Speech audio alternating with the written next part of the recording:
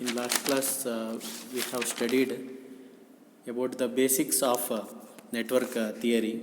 In that one, we have studied that what is an electric network. Electric network is an interconnection of electrical components, and in electrical circuit is a closed path.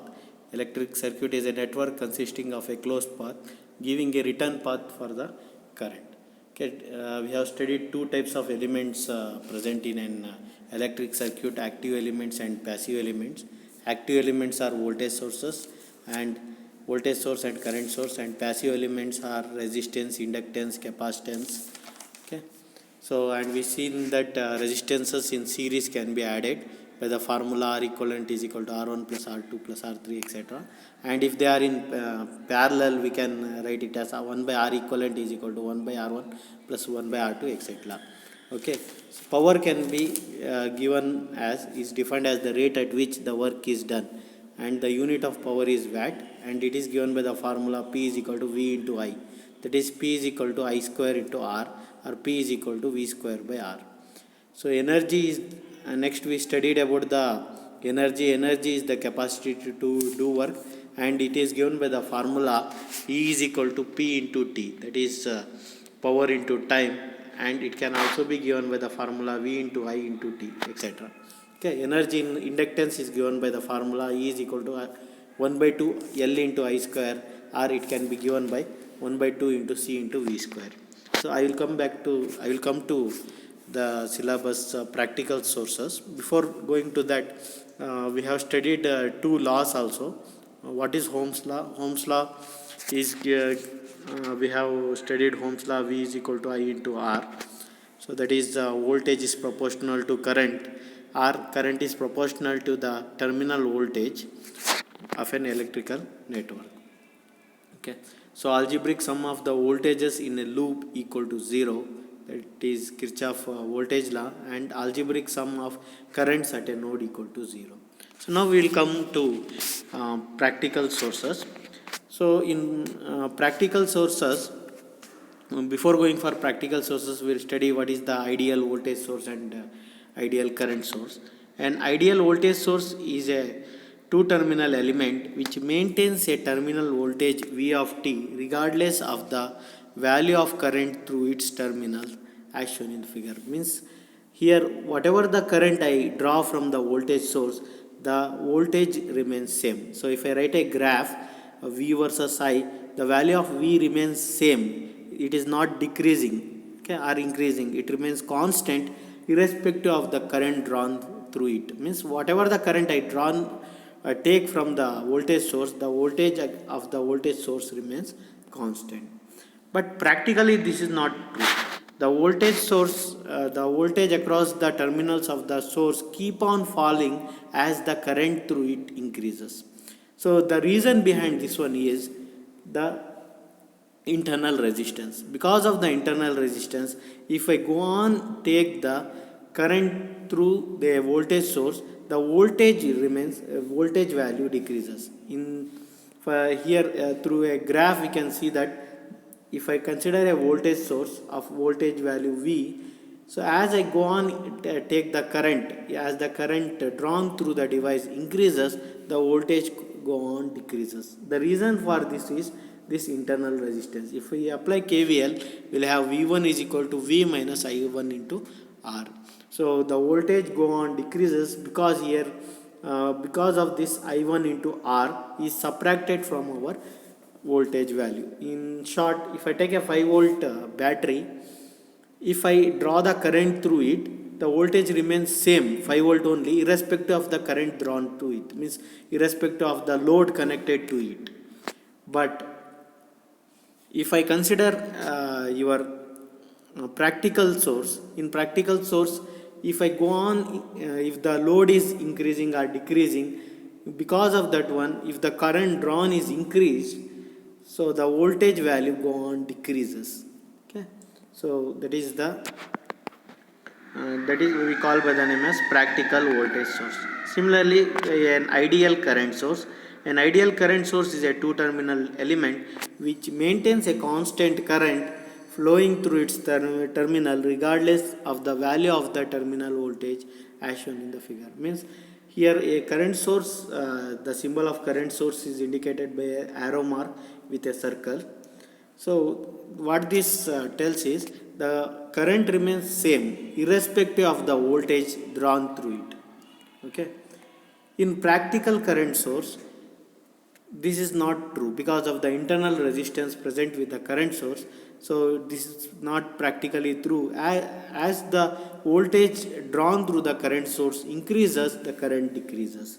So the current decreases as the voltage drawn through the terminal remains increases. Okay, so that is I is equal to capital I minus V1 by R.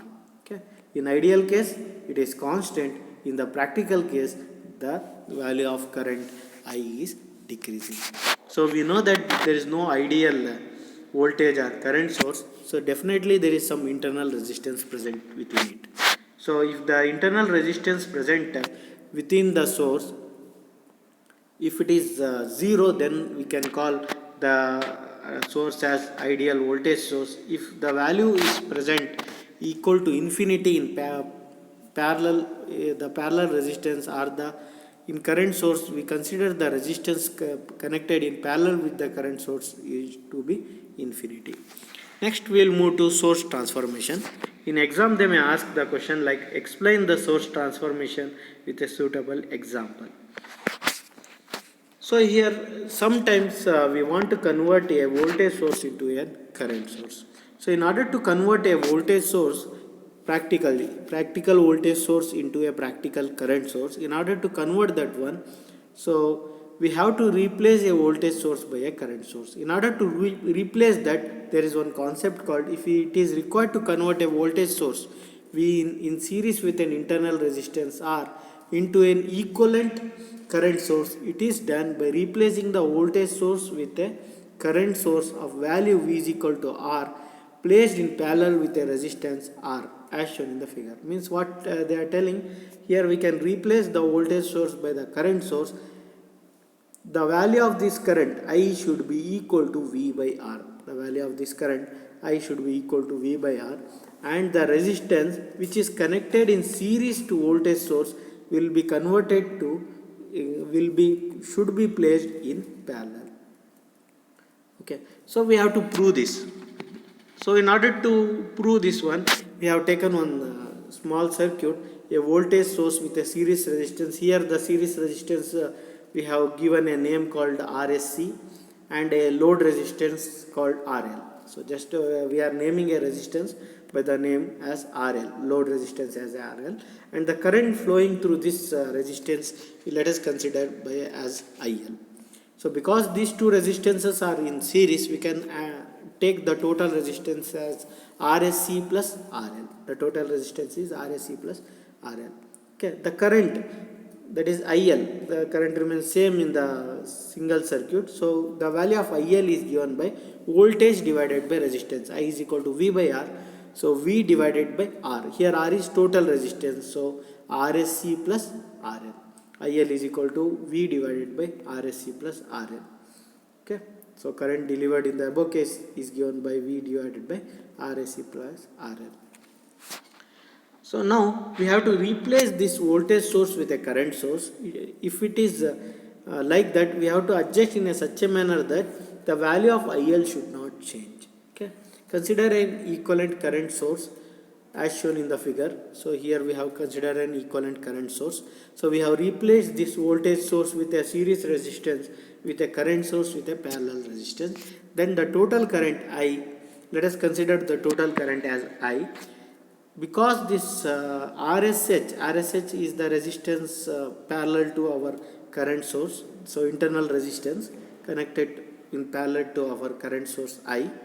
RL is our load resistance. Okay, because this RSH and RL they are connected in parallel, the equivalent the current flowing through your RL is given by IL is equal to total current into resistance of other branch divided by sum of the resistance. If two currents are there, means if there is two branches, then current through one branch can be calculated by the formula current, total current into resistance of other branch divided by sum of the resistances. So here the total current is I I into resistance of other branch. Here we want to see the current through IL.